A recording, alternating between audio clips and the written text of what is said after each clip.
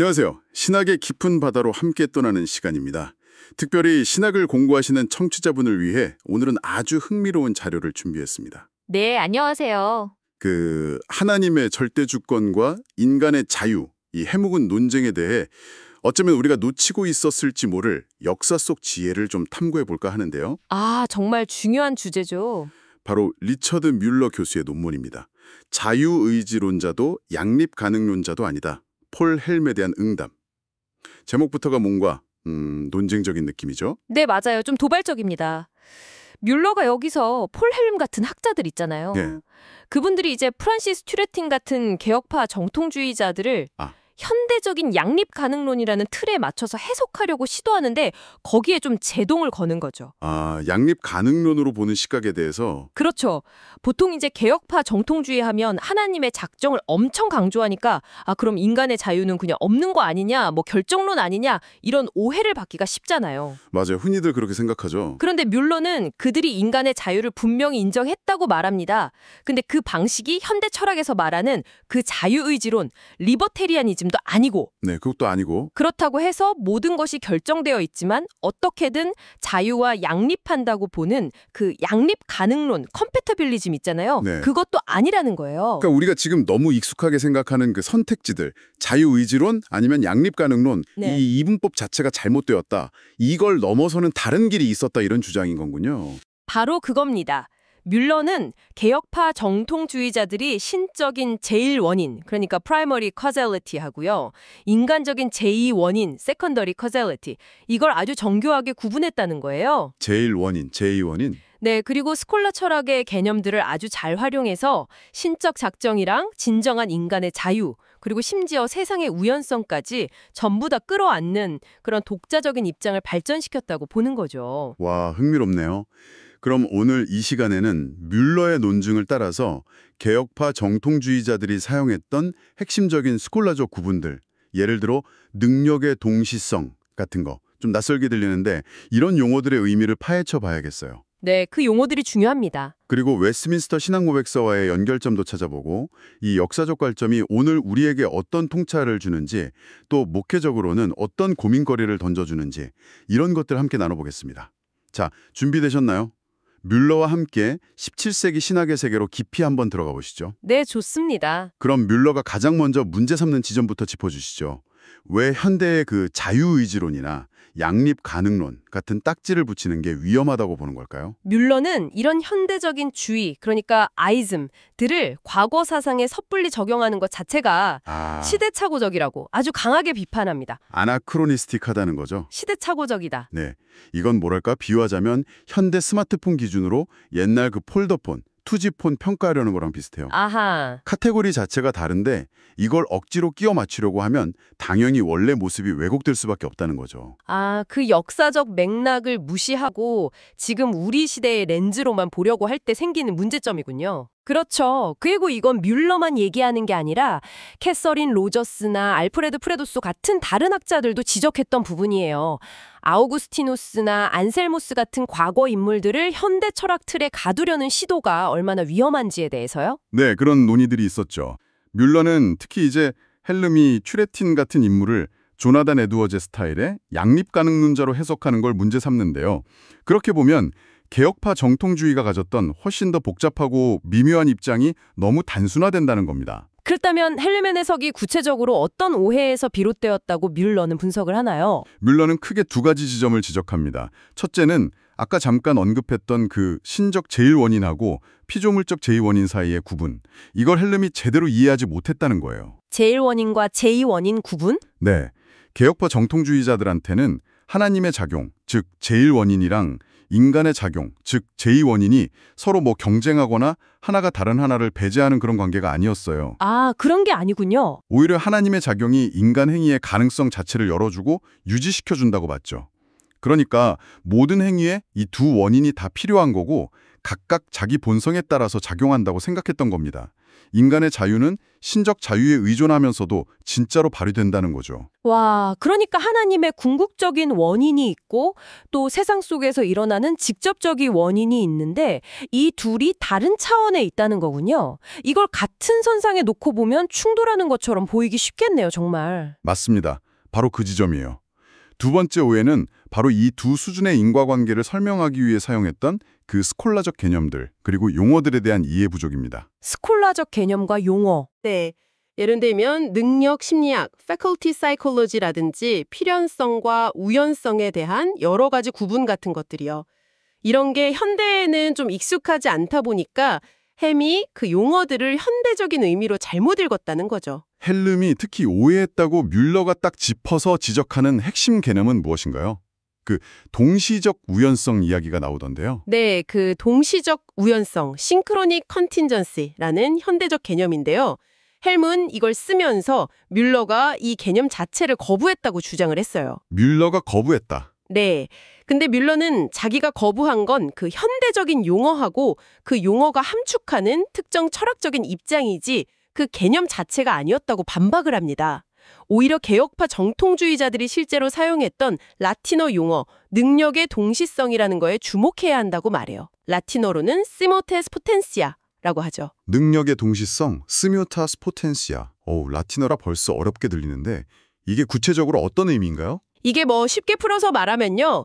어떤 선택을 할 수 있는 조건이 딱 주어졌을 때 행위자의 의지 안에는 동시에 여러 가지 다른 행동을 할 수 있는 잠재력들, 포텐시들이 함께 존재한다는 뜻입니다. 아, 잠재력들이 동시에 있다. 네.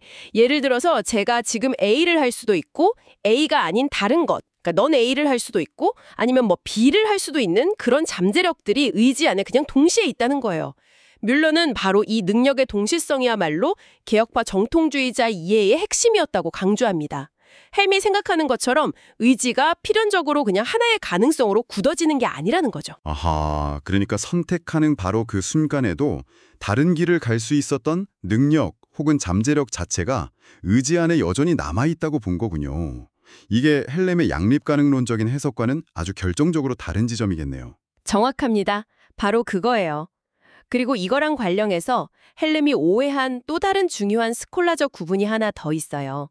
바로 분리된 의미에서 인센수 디비소, 그리고 결합된 의미에서 인센수 컴포지토라는 구분입니다. 이것도 설명이 좀 필요할 것 같습니다. 뭐 분리되고 결합되고 이게 무슨 뜻이죠? 예를 들어 볼게요. 제가 지금 커피를 마시기로 딱 선택해서 실제로 마시고 있는 이 순간, 이게 인센수 컴포지토, 즉 결합된 의미에서의 상태예요. 이때는 커피를 마시는 행위 하나만 일어나고 있죠. 제가 동시에 차를 마실 수는 없잖아요. 그렇죠. 하지만 바로 그 순간에도 제 의지 안에는 여전히 차를 마실 수도 있었던 그 잠재력이 남아있다고 보는 것. 이게 바로 분리된 의미에서 인센수 디비소입니다. 그러니까 커피를 선택했다고 해서 차를 선택할 수 있었던 능력 자체가 영원히 사라진 게 아니라는 거예요. 단지 그 순간에 현실화되지 않았을 뿐이라는 거죠. 그렇군요. 인센스 콤포지토는 실제 일어난 행위, 그리고 인센수 디비소는 그 순간에도 여전히 남아있는 다른 가능성, 즉 잠재력을 말하는 거네요. 헬름은 전자에만 너무 집중해서 후자를 놓쳤다. 이런 비판인가요? 뮬러는 그렇게 보고 있습니다. 헬문 인센소 컴포지토 상황, 그러니까 일단 하나의 행위가 결정되면 다른 모든 잠재력은 그냥 사라져버린다고 해석한 것 같다는 거죠. 뮬러는 심지어 헬미 자기 예전 책 내용을 잘못 인용하기까지 했다고 꽤 강하게 지적을 합니다. 개혁파 정통주의자들에게는 이 인센소 디비조에서의 잠재력, 즉 다른 선택을 할 수 있었던 능력이 의제의 자유를 설명하는데 아주 중요했다는 겁니다. 필연성과 우연성 문제에 대한 오해도 있었다고 하셨죠. 이게 사실 좀 어렵잖아요. 하나님의 작정이 모든 것을 필연적으로 만든다면 우연이나 자유가 설 자리가 없는 것 아닌가 하는 질문이 자연스럽게 나올 텐데요. 네, 헬문 좀 그런 방향으로 해석하는 경향이 있는데 뮬러는 개혁파 정통주의자들이 이 필연성, necessity라는 개념을 훨씬 더 세분화해서 사용했다는 점을 강조합니다. 세분화했다고요? 네, 예를 들면 절대적 필연성이 있어요. 뭐 신은 필연적으로 존재한다, 뭐 이런 거요. 그리고 결과의 필연성, 이건 만약 A라면 필연적으로 B이다, 이런 식이죠. 또 현세의 필연성이라는 것도 구분했는데 지금 일어나고 있는 일은 지금 일어나고 있다는 그 점에서 필연적이라는 거예요. 이런 식으로 필연성의 종류를 나눴다는 거죠. 아, 모든 필연성이 다 같은 종류는 아니라는 거군요. 흥미롭네요. 그렇습니다. 그리고 더 중요한 건 뭐냐면 절대적 필연성을 제외한 다른 종류의 필연성들은 우연성, 컨틴전시와 충분히 양립 가능하다고 봤다는 점입니다. 심지어 더 나아가서 하나님의 작정 자체가 사물의 본성에 따라서 어떤 것은 필연적으로 일어나게 하시고 어떤 것은 자유롭게 또 어떤 것은 우연적으로 일어나도록 그렇게 정하셨다고 이해를 한 거예요. 아, 바로 이 지점이 혹시 웨스트민스터 신앙고백서에서 강조하는 내용하고 연결되는 거 아닌가요? 제 기억이 맞다면 신앙고백서 3장 1항하고 5장 2항에서 하나님의 작정이 제2원인의 자유나 우연성을 제거하는 게 아니라 오히려 확립시킨다 이렇게 분명히 말했던 것 같은데요? 정확히 보셨습니다. 네, 뮬러도 바로 이 신앙고백서의 진술이 개혁파 정통주의의 입장을 아주 잘 보여준다고 지적합니다. 하나님의 계획은 세상의 자유로운 행위나 우연적인 사건들을 없애는 것이 아니라 오히려 그런 방식으로 자신의 뜻을 이루신다는 거죠. 어떻게 보면 우연성은 신적 작정에 의해서 우연적으로 일어나도록 보장된다는 아주 역설적인 진리라고 할 수 있습니다. 와, 정말 놀라운 통찰인데요? 그럼 실제 개혁파 정통주의 신학자들의 글에서는 이런 구분이 구체적으로 어떻게 나타나는지 예를 좀 들어주실 수 있을까요? 네, 뮬러가 여러 예를 개지만 특히 사뮤엘 윌라드와 프랜시스 터레틴을 주목합니다. 이분들이 의지의 상태를 두 가지로 구분하는데요. 제1현실태, actus primus와 제2현실태, actus secundus입니다. 또 라틴어네요. actus primus, actus secundus. 이건 또 어떤 구분인가요? 좀 설명해 주시죠. 네, actus primus는 의지가 기본적으로 가지고 있는 능력 상태를 말해요. 그러니까 아직 특정 행동을 하기 전에 잠재력 상태라고 보시면 되고요. 반면에 actus secundus는 그 능력을 실제로 발휘해서 특정 행동을 하는 상태를 가리킵니다. 아, 잠재력 상태와 실제 행동 상태. 그렇죠. 근데 윌라드가 뭐라고 하냐면 의지의 제1현실태, 즉 actus primus 안에 바로 아까 설명했던 능력의 동시성, 시뮬타니아 포텐시아가 내재해 있다고 말합니다. 아, 그 여러 가능성이 함께 있는 상태. 네. 즉, 행하거나 행하지 않을 능력, 또 이렇게 또는 저렇게 행할 능력이 동시에 존재하고 이게 바로 자유의지의 뿌리, the root of liberty라고까지 표현을 해요. 자유의 주의 뿌리라 정말 강한 표현이네요. 그럼 제2현실태, actus secundus는 어떤가요? 실제로 행동할 때는 그 동시성이 사라지는 건가요, 그럼? 실제로 행동하는 actus secundus에서는 동실성의 능력, potentia simultaneous, 그러니까 A와 BA를 동시에 행할 수는 없다고 말합니다. 이건 당연하죠. 우리가 동시에 두 가지 상반된 행동을 할 수는 없으니까요. 그렇죠. 하지만 여기서 중요한 게 뭐냐면 헬름은 이 actus primus와 actus secundus를 그냥 단순한 시간적 순서로 오해를 해서 actus secundus가 일어나면 actus primus의 모든 잠재력이 소멸해 버린다고 해석한 것 같다는 점입니다. 아, 이거 아까 인센스 디비저 컴포지토 구분에서 지적된 오해랑 거의 같은 맥락이군요. 그렇습니다. 뮬러는 actus primus의 잠재력들, 그러니까 다른 선택을 할 수 있었던 그 능력들은 actus secundus, 즉 실제 행위를 하는 순간에도 여전히 의지 안에 인센소 디비소로 존재한다고 설명합니다. 이것이 바로 의지가 근본적으로 어떤 대상에 대해 미리 결정되어 있지 않다는 무차별성, 즉 자유의 기초라는 거죠. 행동을 선택하는 그 순간에도 다른 선택을 할 수 있는 능력 자체는 사라지지 않는다는 겁니다. 듣고 보니 이 제1현실태, 제2현실태 구분이 마치 컴퓨터 프로그램의 기본 코드 같은 느낌이네요. 그 코드는 잠재력, 액터스 프라이머스고 실제로 실행되는 특정 명령어는 현실태, 액터스 세쿤더스인데 특정 명령어가 실행된다고 해서 다른 코드 줄이 지워지는 건 아니잖아요. 기본 코드는 그대로 남아있는 것처럼요. 오, 아주 좋은 비유입니다. 딱 그 느낌이에요.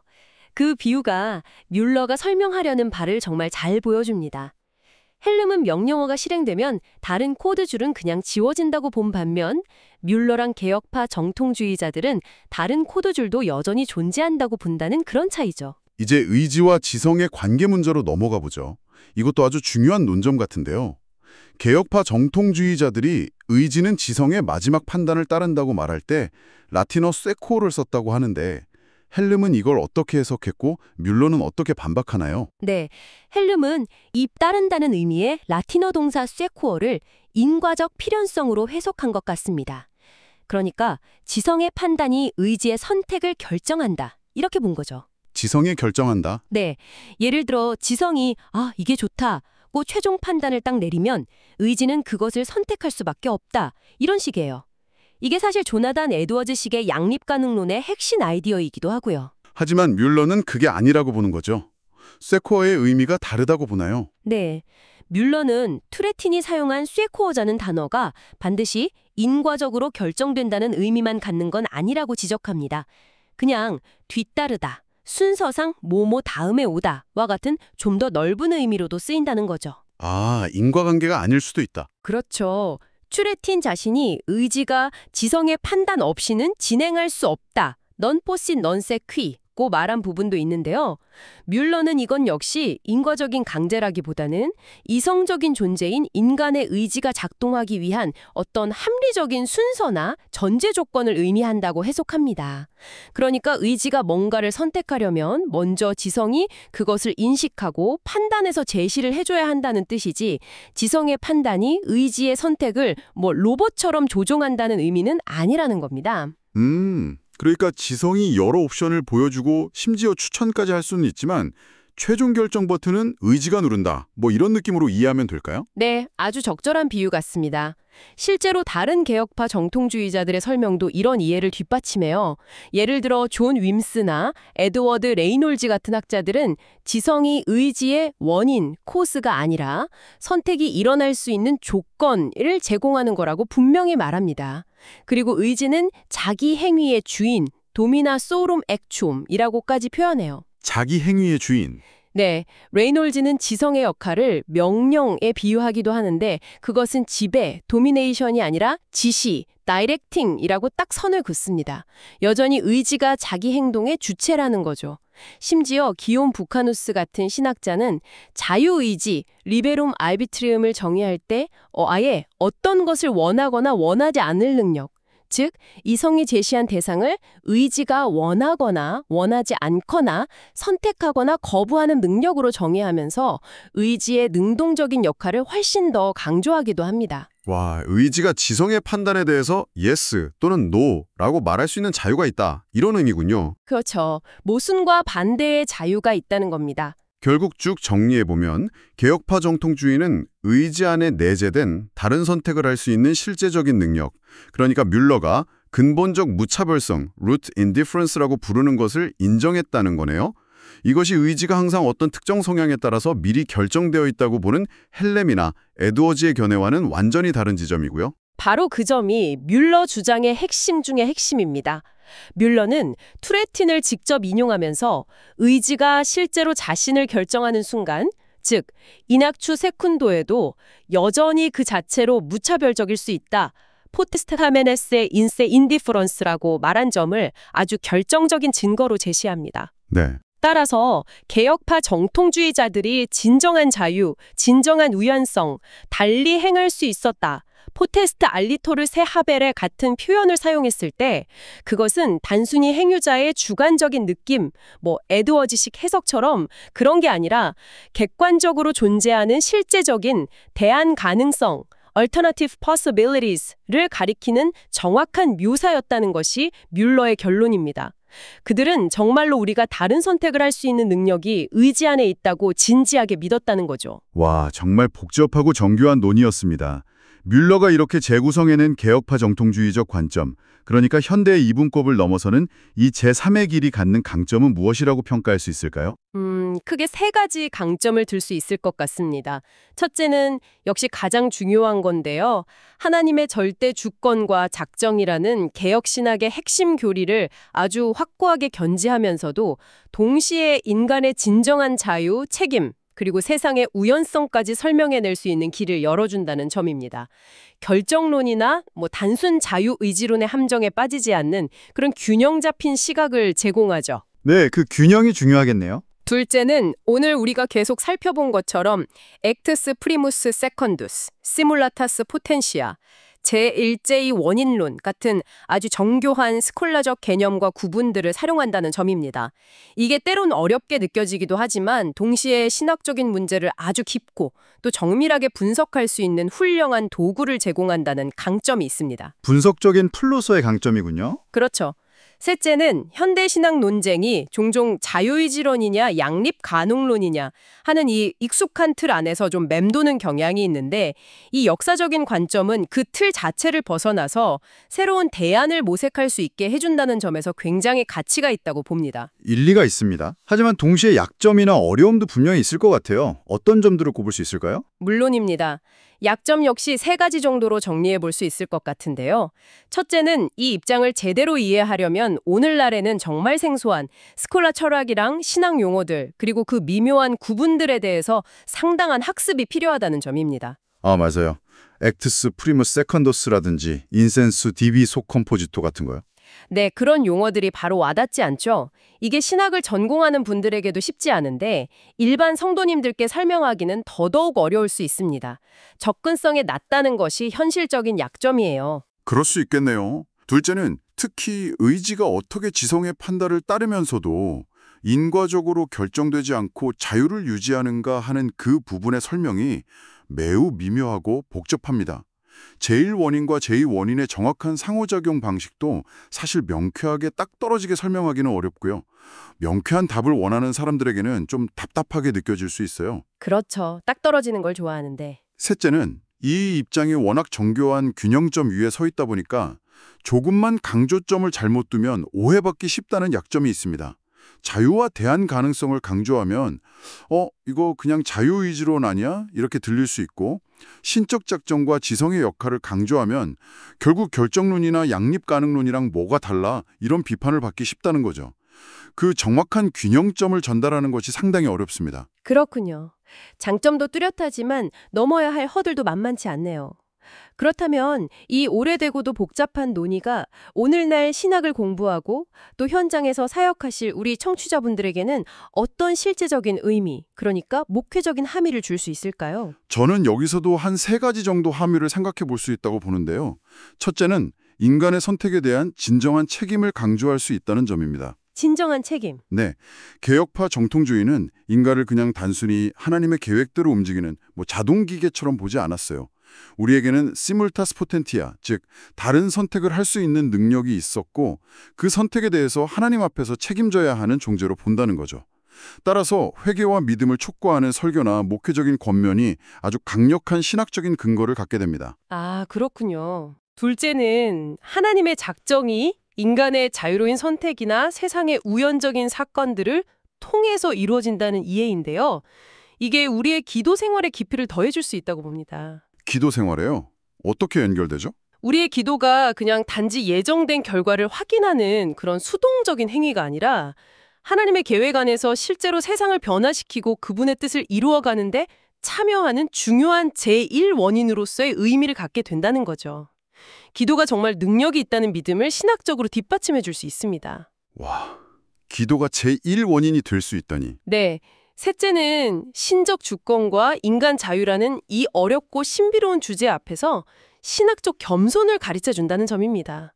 우리는 이 문제를 명쾌하게 다 설명할 수 없을지도 몰라요. 개혁파 정통주의자들의 그 정교한 논의는 오히려 우리에게 성급하게 현대적인 틀에 맞춰서 단순화하거나 결론 내리기보다는 역사적인 지혜를 배우면서 더 깊이 성찰하고 신중하게 탐구하는 자세가 필요함을 일깨워줍니다.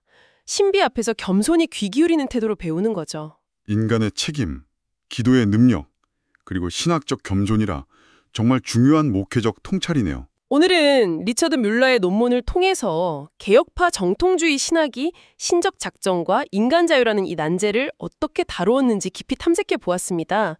확실히 이들은 현대의 자유의지론이나 양립가능론과는 구별되는 어떤 스콜라적인 지혜에 기반한 독자적인 길을 걸었음을 확인할 수 있었습니다. 네, 맞습니다. simultaneous potentiae, 액트 프리무 세쿤두스, 인센소 디비스 컴포지토, 제1인과 제2원인 구분 같은 개념들이 처음에는 좀 낯설고 어렵게 느껴질 수 있습니다. 하지만 이런 정교한 도구들을 통해서 하나님의 절대 주권과 인간의 진정한 책임을 어떻게든 함께 끌어안으려고 했던 그들의 신학적인 씨름과 그 깊이를 엿볼 수 있었습니다. 중요한 것은 헬렘의 해석과는 달리 그들은 인간의 의지 안에 실제적인 대안 가능성, 즉 다른 선택을 할 수 있는 능력이 있다고 정말 진지하게 믿었다는 점입니다. 이 오래된 지혜가 던지는 도전 앞에서 잠시 멈춰서 생각해 보게 됩니다. 혹시 우리도 모르는 사이에 자유의지론 아니면 양립가능론이라는 이 현대적인 이분법의 틀 안에 너무 갇혀 있었던 것은 아닐까요? 오늘 살펴본 이 역사적 관점을 단순히 그냥 과거의 유물로 치부할 것이 아니라 진지하게 다시 읽고 대화하는 과정 속에서 어쩌면 하나님의 주권과 인간의 행위라는 이 영원한 신비에 대한 우리의 이해가 한층 더 깊어지고 풍성해질 수 있지 않을까 하는 그런 기대를 가져봅니다. 청취자 여러분께서는 어떻게 생각하시나요? 네, 정말 고민해 볼 만한 지점입니다. 오늘 저희라 준비한 이야기는 여기까지입니다. 끝까지 이 깊은 논의에 함께 참여해 주신 청취자 여러분, 진심으로 감사합니다. 감사합니다.